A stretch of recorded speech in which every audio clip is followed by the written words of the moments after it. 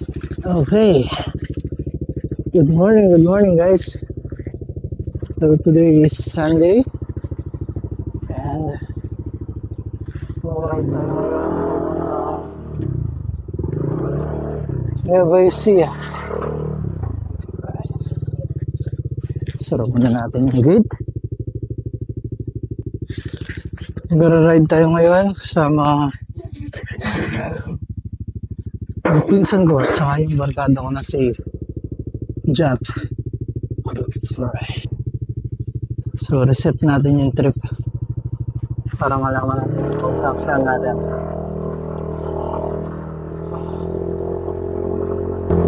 Yung meet up namin is sa Shell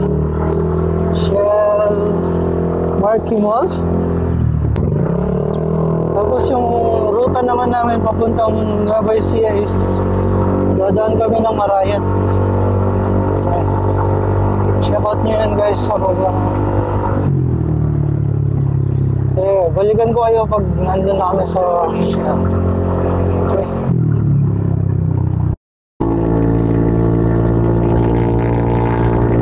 So ayan, malapit na tayo sa Shell sa Marquee. Hindi ko alam kung nandito na yung mga kasama ko, pero si Mark kanina sabi niya on the way na daw siya. Hindi na natin kung nandito na siya. Tsaka yung pwesto pala ng camera, medyo nag-galaw siya kanina. Hindi ko alam kung tama ba yung angle niya ngayon. Kaya pagdating natin ng Shell, tignan natin kung tama yung angle ng camera natin. Tsaka hopefully yung mic na bagong kinabit natin, medyo maganda yung output niya.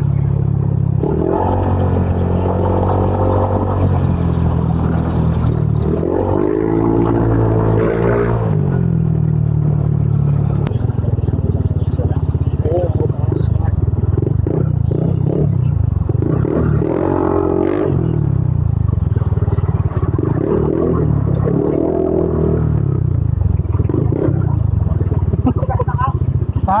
Nakatagal. Oh! Oh, okay.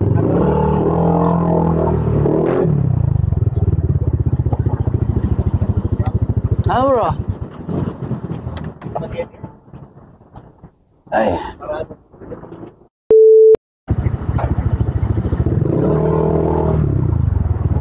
So yun, no, take off na tayo. Time check 6:04 AM and 80 kilometers, 2.5 and 25 minutes. Ay.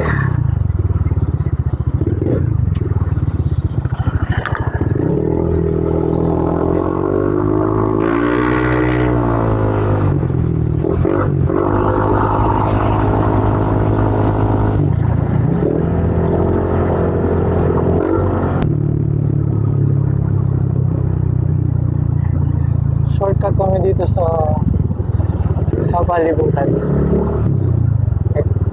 Exit kami sa Pandakake, tapos Marayat.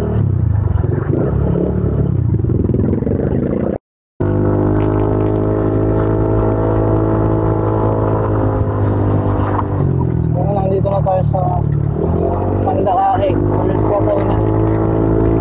After ng Pandakake, mag-exit tayo sa Marayat ng Baka.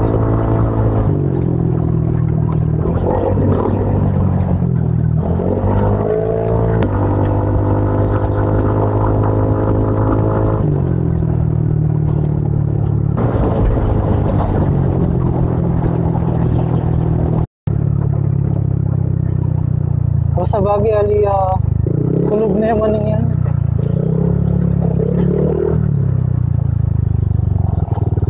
Bro. Wah, kini. Arena siya ka dyan, eh? Ano ini? Arena siya ini? Oo, balang arena. Magalang Marayat Road J Makalok, eh.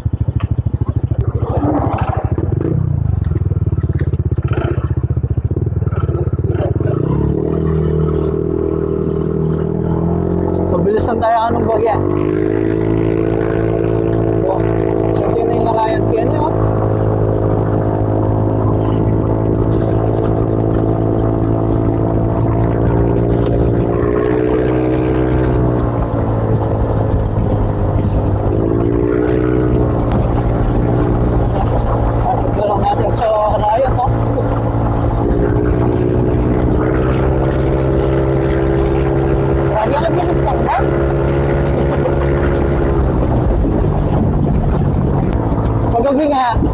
Di ba yung mic ko na ginagamit dati?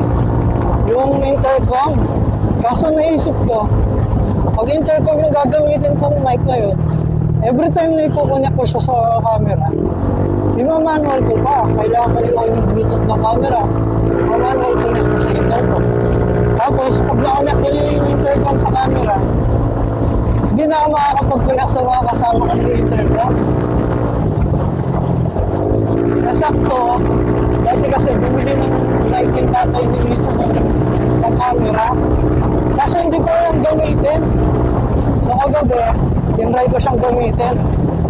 Tapos tinry ko kung paano siya gumana.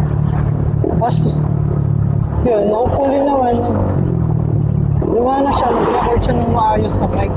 Ayun pala yung ginagawa ko dati. Maling apps pala yung ginagamit ko, kaya hindi siya narinig ng camera. Kung ayaw ko makapansin mo, hindi ko lang alam kung gaano kalakas yung ingay sa labas. Yung sa intercom kasi dati, nung bagong bilhin, nung ginamit ko. Talagang wala kang masyadong maririnig. Kasi yung boses ko lang yung maririnig mo eh. Pag hindi na ako nagsalita, talagang parang nakamute yung video. Hindi mo maririnig.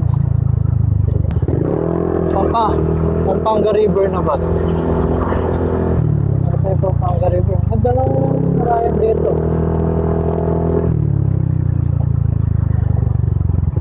Ang video ako makarecord. Ay! Abli mo, umila ko itong adhesive na ng camera ako. Umila ko yun. Kaya boyak na niyata.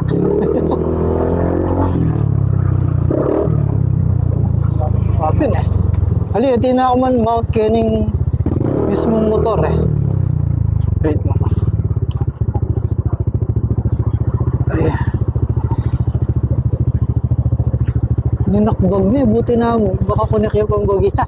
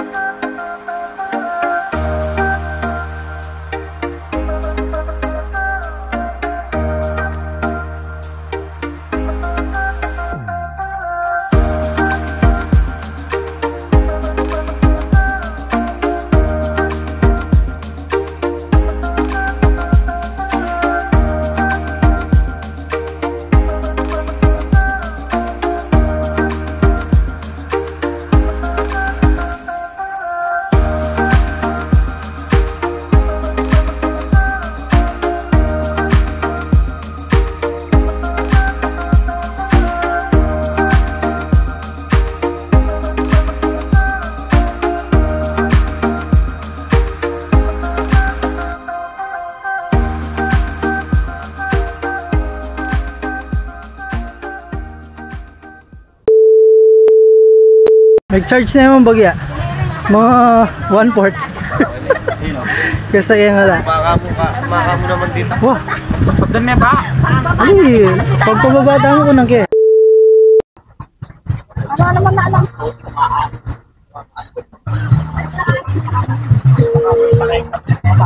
Dito, mas maganda nga po yung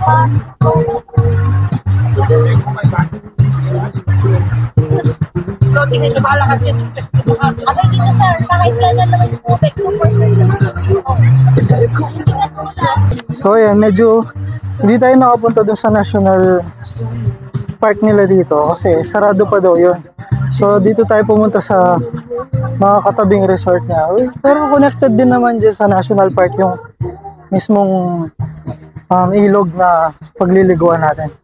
So ayan no, team pa muna tayo ngayon kasi lahat kaming apat, wala kaming dalawang tsinelas para pareho namin nakalimutan. Ayan, maganda naman dito. Sana malamig yung tubig kasi mainit eh. Medyo malakas yung alon ngayon guys.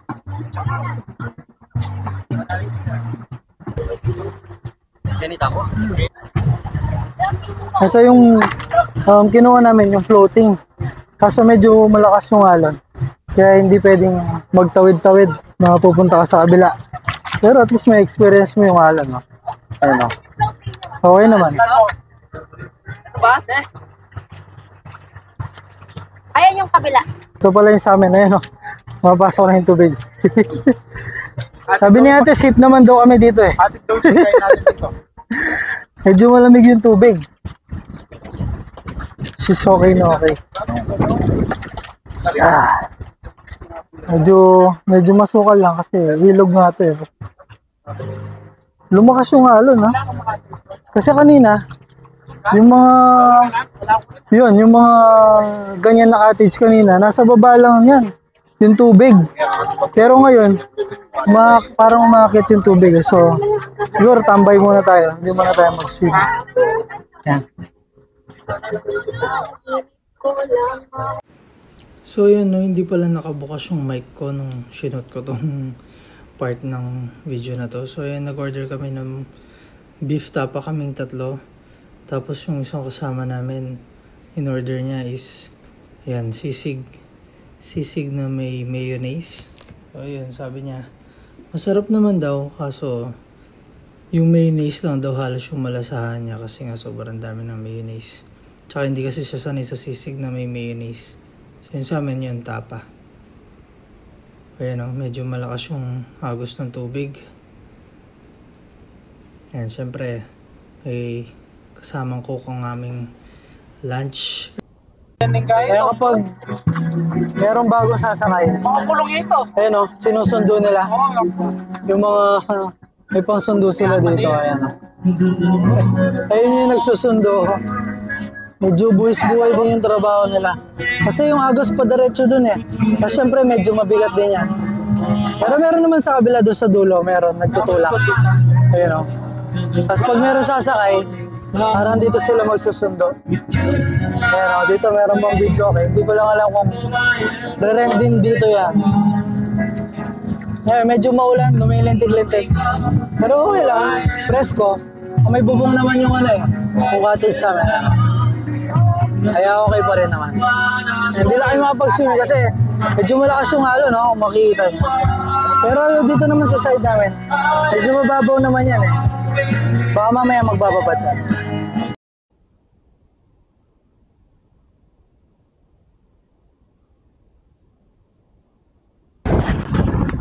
Yan o. Kung gusto mong dalhin ka nila dun sa dulo, may magdadrive sa'yo, ayun o. Tutulak ka nila hanggang kung gusto mong pumesto ng banda doon. Kasi kami dito, 700 lang yung binayad namin. Nakapark lang kami. Wala kaming tagatulak. Ayun. Medyo minute na, hindi na umuulan. Ayun, nakapark lang kami dito. Seaside lang kami.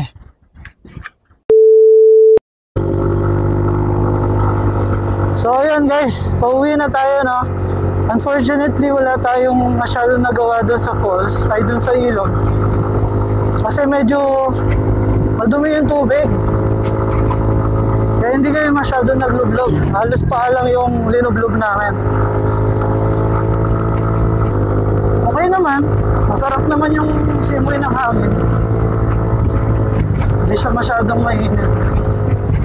Depende na lang kung nakabilad ka. Ayan, mga 12:23 na. Uwi na kami. Bali dito, hindi na naman gumana yung mic natin. So, dito, palabas na kami dun sa kanto nung pinasukan namin papuntang National Park. Ayan, pag-usapan namin na water break muna kami kasi sobrang init. Ayan, dito nag-stopover muna kami ulit sa 7-Eleven. So, ayan, outpick check muna tayo dyan, guys. Ayan, geng. Ayan, tupad. So, ayan, no, si Jap naman, outpick check din daw siya. Ayan, tapos na kami water break sa 7-Eleven. So, dire-diretso na kami sa ulang. Hindi ko alam anong barangay na lang. Pero halos kakalabas lang natin naman yung nalungaw. Dito nga tayo dumaan kanina kasi may kalungaw.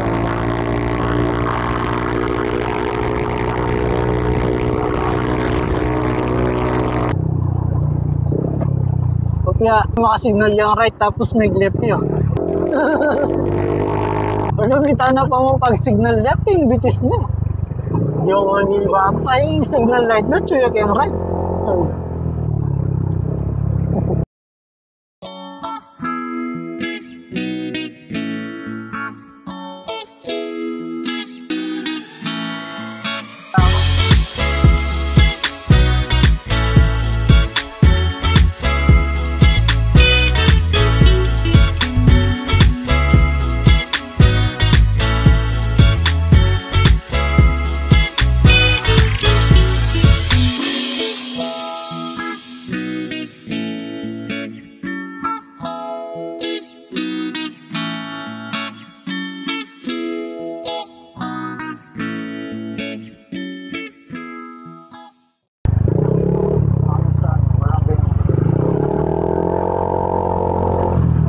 Ito yata Gapan City yata ito eh.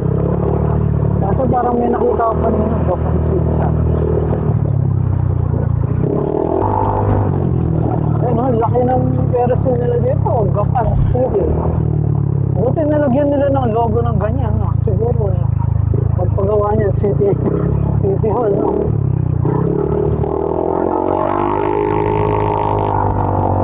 Nice, ah. Parang ito yung park nila, pero parang yun na yung rides nila dito.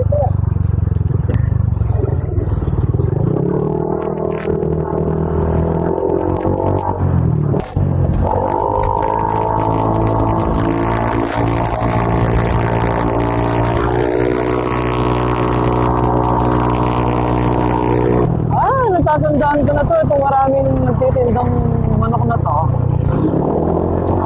Kung pumunta kami dito, kinuha namin yung biniling second hand na sasakyan ng kuya mo. Sobrang dami nagtitindang manok.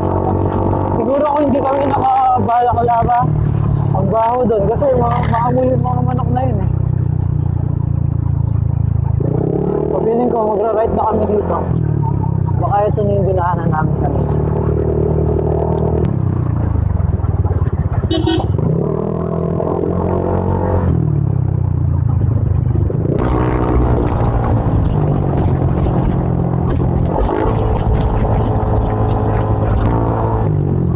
Grabe yung mga nagbabang dito. Ito, dinaanan na namin to. Kaila Barangay Alua.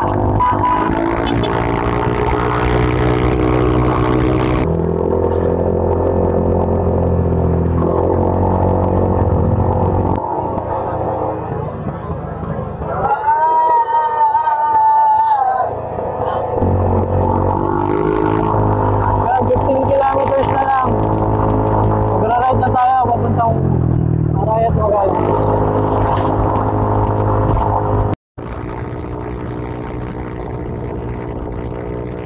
Ayun, 11 kilometers na lang.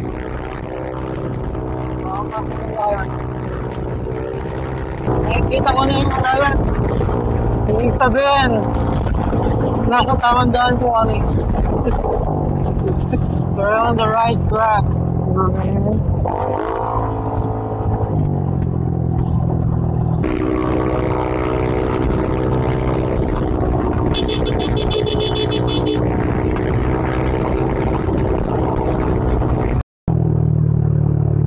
Dito na tayo sa may checkpoint. Buti hindi tayo narang. Kompleto naman yung paper. Yung mga kasama ko dito. Alanganin yung papers nila kasi dito. So ito na yung hall ko ng Nueva Ecija. Ito tayo nag-stop over din para mag-picture. Ayan.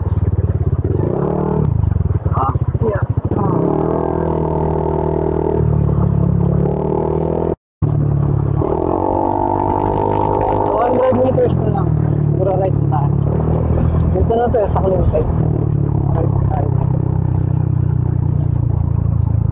Sa Pampanga na tayo. Malapit na lang kami sa Pandakake. After namin sa Pandakake, Malapit na lang kami nun sa Angler. Kasi dadaan kami sa likod ng Pandaki. So kami pumasok kanina sa tapang libutan. Ito maglalap na tayo sa Pandakahi. So after nga itong Pandaki, mabilis.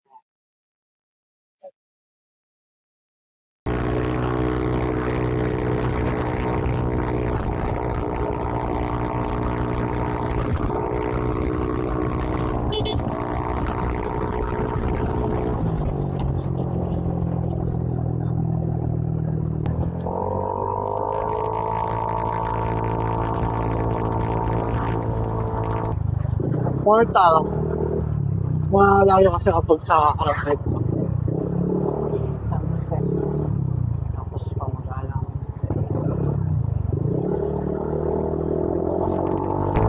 Dito tayo sa Barangay Tanglad. Sa naku po. Kung Orbas ni Boyang.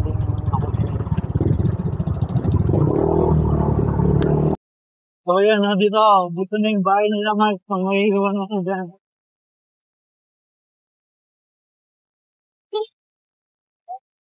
Ha, bro?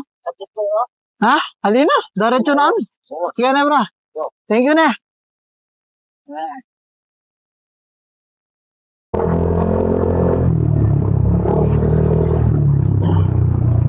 Sa mga hindi nakakalam ng daan na to, ang daan ko sa Palibutan.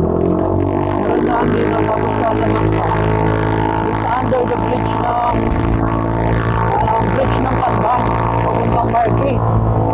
Or pwede naman, dumiretso ka pa, pwede kang lumaban sa Diamond or sa System Plus. Dire-diretsuin mo lang to, hindi ka naman malilito. Makikita mo naman paglabas natin dito. Makikita mo yung Pandan Road, tsaka yung Abacan Bridge kung sa bandang Balibago.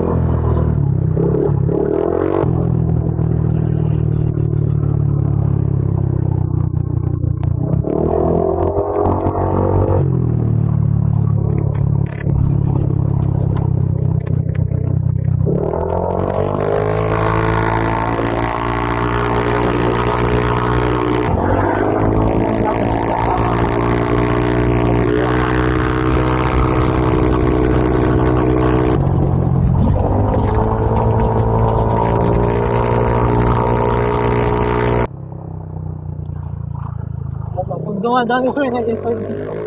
Huwag siya natatakot. Hindi ba kaya niya, baka bigla doon kayong bumalik pa. Hindi niya alam, sobrang bigat na itong NMAX.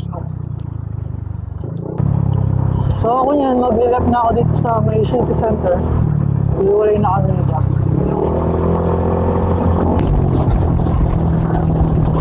O sige tol, mag-lap na ako yan na. Ingat ah.